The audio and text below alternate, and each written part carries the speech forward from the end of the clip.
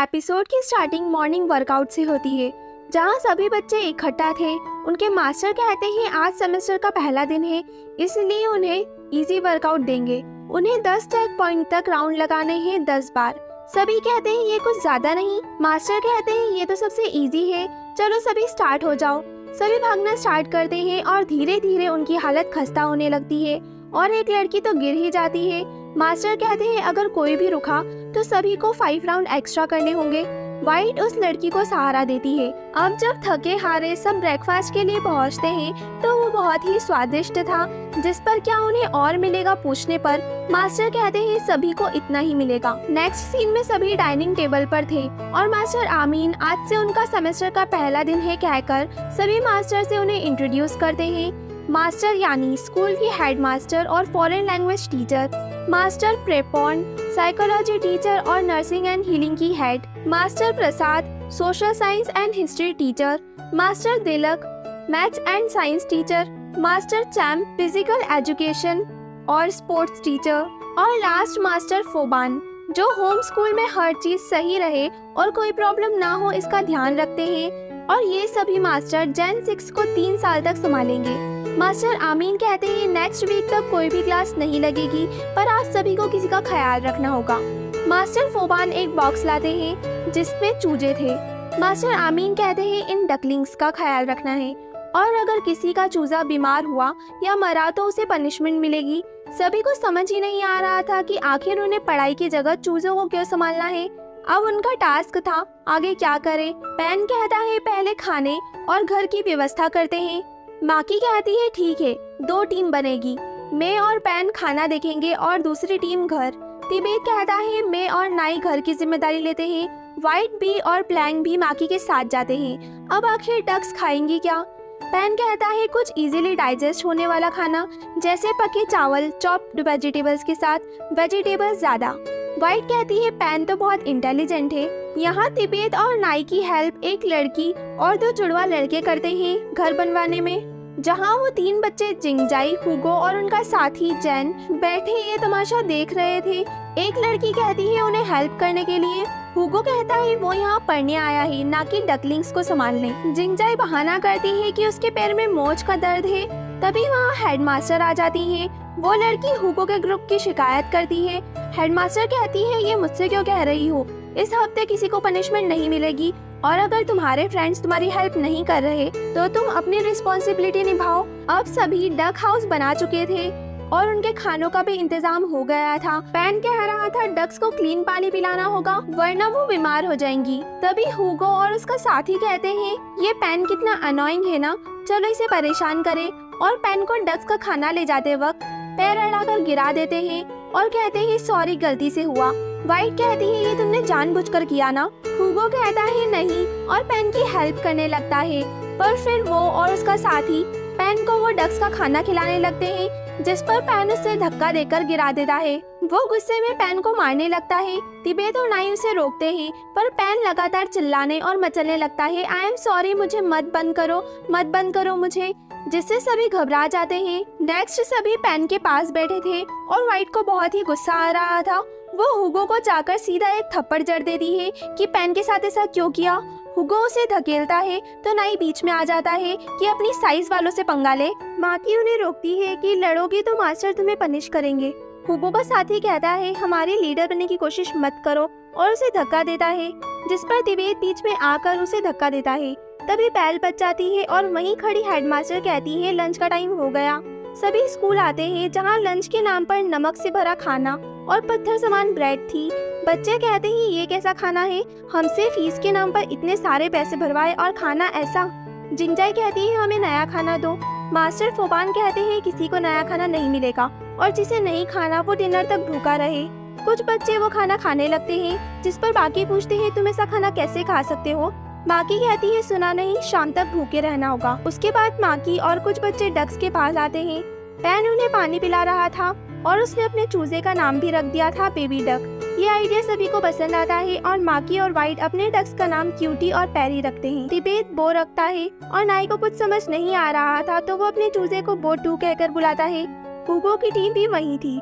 हुगो कहता है क्या तुम हमारे चूजों को भी खाना खिला दोगे।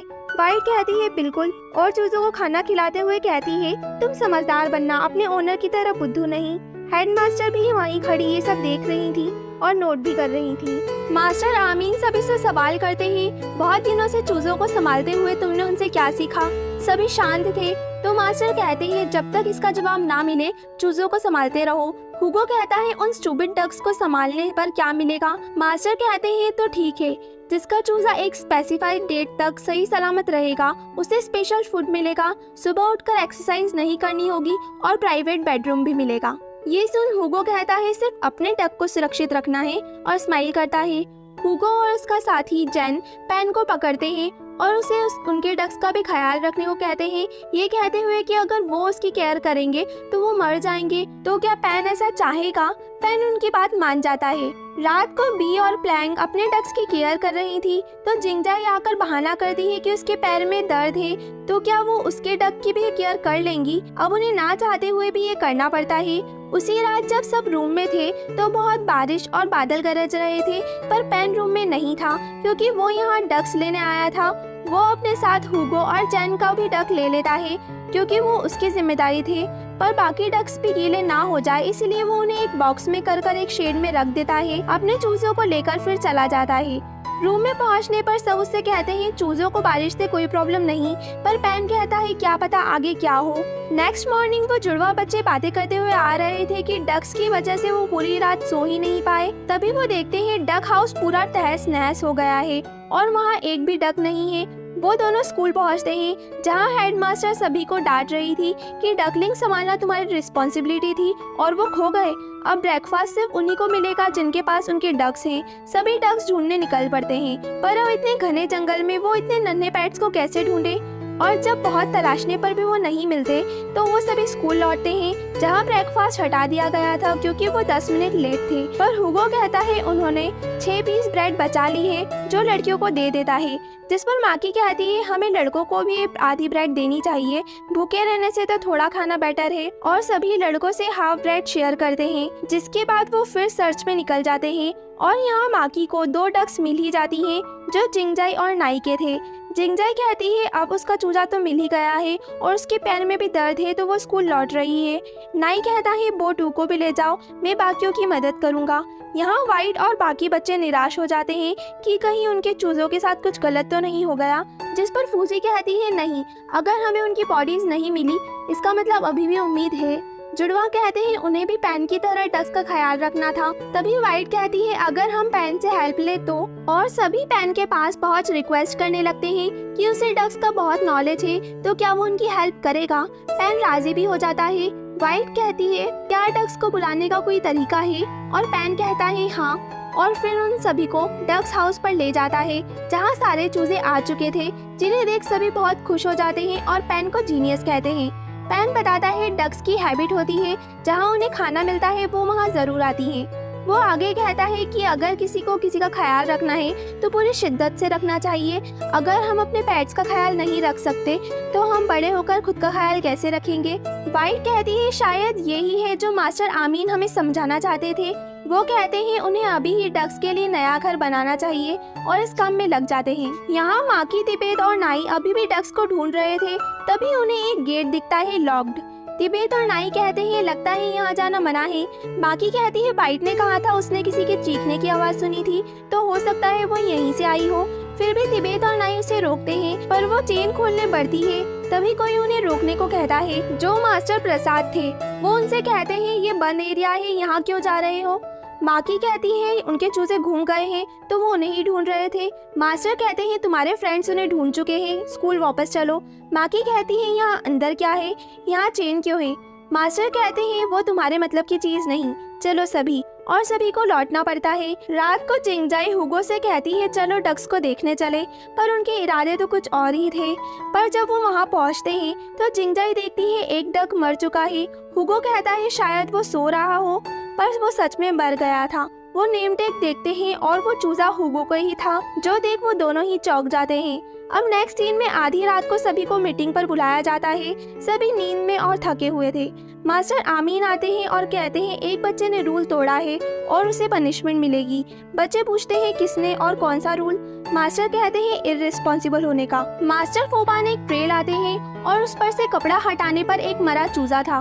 ये देख सभी चौंक जाते हैं। मास्टर कहते हैं ये पैन का डकलिंग है। ये सुन तो सभी और भी हैरान होते हैं। पैन कहता है ये उसका बेबी डक नहीं है। मास्टर कहते हैं इस पर तुम्हारा टैग है, फिर भी तुम मना कर रहे हो, तुम्हें पनिशमेंट मिलेगी। कन्फेशन रूम में जब तक बंद रखा जाएगा जब तक तुम सच नहीं उगलो। वो चिल्लाने लगता है कि ये उसका बेबी डक नहीं है, वो अभी भी जिंदा है और मास्टर फोबान उसे पकड़ कर ले जाते हैं। ये सब देख माकी बहुत ही डर जाती है और घबरा जाती है। ये सब देख वाइट कहती है मैं नहीं मान सकती, ये पैन का चूजा नहीं है। तिबेत और नाई भी कहते हैं वो डकलिंग उसका हो ही नहीं सकता, वो तो डकलिंग के बारे में सबसे ज्यादा जानता है, ये उसका नहीं है, कुछ गलती हुई है। मास्टर कहते हैं कोई गलती नहीं हुई, हमें खुद की गलती स्वीकार करने जितना बहादुर होना चाहिए। हुगो और चिंगजाई एक दूसरे की तरफ देखते हैं। यहाँ माकी उस डकलिंग को देख बहुत ज्यादा डर गई थी और उसे एक फ्लैशबैक आता है जब रंग कहता है मुझे माफ कर दो, उसने डैड को मार दिया और उसके हाथ पूरे खून से सने थे और वो बहुत ही ज्यादा रो रहा था। तभी माकी की नींद खुल जाती है। प्लैंग उससे पूछती है क्या वो ठीक है। माकी कहती है हाँ। अब नेक्स्ट डे ब्रेकफास्ट में सभी को बहुत ही टेस्टी खाना मिलता है। सभी हैरान और खुश थे। हेडमास्टर कहती है ये स्पेशल मील है तुम्हारे रिवॉर्ड। सभी ब्रेकफास्ट करना स्टार्ट करते हैं। तभी प्लैंक के खाने में उसका नेम टैग आता है और वो सभी को बताती है ये हमारे चूजे हैं। ये सुन सभी चेक करते हैं तो उन्हें अपने नेम टैग्स भी मिलते हैं। अब तो उनसे ना ये निकला जा रहा था और ना ही उगला। वो सभी गुस्से में मास्टर्स को देखते हैं जो स्माइल करते हैं और सेकेंड एपिसोड यहीं एंड हो जाता है। आगे की कहानी जानने के लिए स्टे ट्यून्ड, बाय।